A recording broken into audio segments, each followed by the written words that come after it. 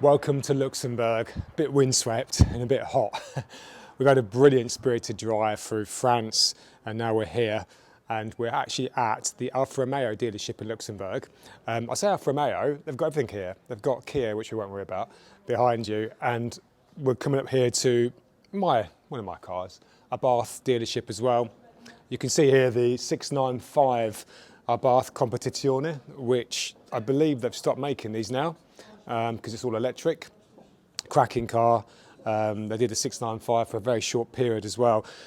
For you, our Bath people out there, you'll know this in Europe, basically the turbo gauge is part of the dash binnacle. Obviously in the UK, the turbo gauge is on the top. Well, I prefer it on the top. I think it's a bit more rally-esque. So you can see the electric cars here as well. Do love that.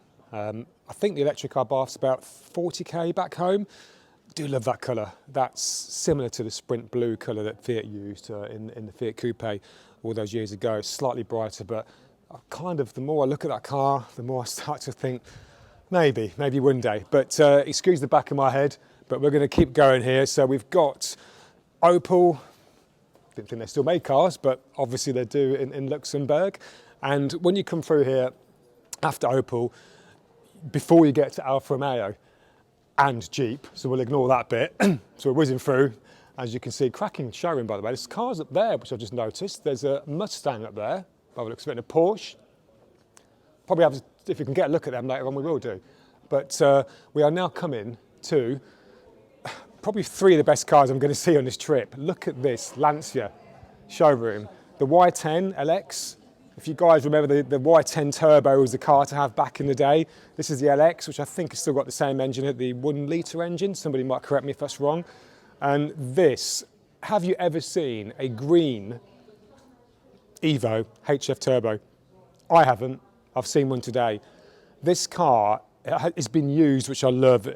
The closer, you can see in close inspection, there's a few little kind of dents and scratches, but the tan leather, I don't know what the green is. I'd say it's British racing green. It's absolutely stunning, this car. Absolutely stunning. They just give you goose pimples when you look at these things. I mean, just speechless. Little bubbles of rust here and there. It's just driven. But the car that's blown Dom and me away today is this.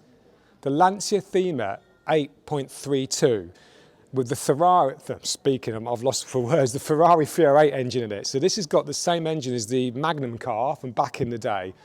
I don't know what they're worth now. They must be worth 50k. I've got no idea. I've seen one of these in the flesh when I was a young lad. This car is pristine. I don't think the camera does it justice. I don't even think it's been driven. It's absolutely immaculate. Look at the interior. You probably won't be able to get a look at it from here, but we've been sort of banned from getting too close to it because of the tape around it. But that car is an absolute stunner. And if you look at the rear as well, there's a spoiler on the boot. I mean, yeah, and I think it was front wheel drive as well. So this is the Ferrari 308 engine in this from the late 70s, early 80s, front wheel drive. I mean, what were Lancia thinking? I'm so glad they made it. Anyway, those two cars are just stunning. All three of them are. We're getting to the Alfa bit now, just behind us, Alfa Romeo. The guys here at the Alfa Romeo dealership has looked after us. We've got tea, coffee, refreshments, nice little tiny cakes, which we've enjoyed. A fruit salad, of course, which you need to have. So there's a few, well, you can see this is the clan. This is who have arrived from the UK, from Holland, and from Luxembourg. We're all here together. Nice little combination of Alfas here. We see a lovely Giulia in the corner. It's not the Quadrifoglio, unfortunately. It's the 280 brake version, the TI, which it's a decent car, you know. You can do a lot with these cars, and they're good value for money as well. So, I think that's where we end here. We've got the press here from a Luxembourg magazine. I forget what the magazine's called, so apologies for that. But this guy here is just going through the photographs, as you can see. So when we rocked up earlier on, we took a few photographs of all of our cars. He's now obviously editing them, and we'll be able to see them at some point when it's published. When we get details of that, we'll make sure we stick the link in this video. So for now, we're going to have some more refreshments, and hopefully, if we get a chance, we'll talk to you again when we get to Germany in a few hours' time. So look at that. We all know what that car is. If you don't know it, you shouldn't be watching this channel.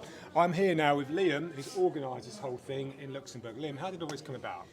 Just by chance, really, just we're hoping we'd have somewhere for you to stop, and I asked the main Alfa dealer, and they were good enough to put on today's reception. So, got a little bit of local publicity.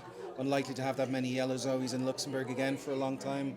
Just hope it's been a nice stop for everyone, and maybe first time in Luxembourg, and successful week ahead.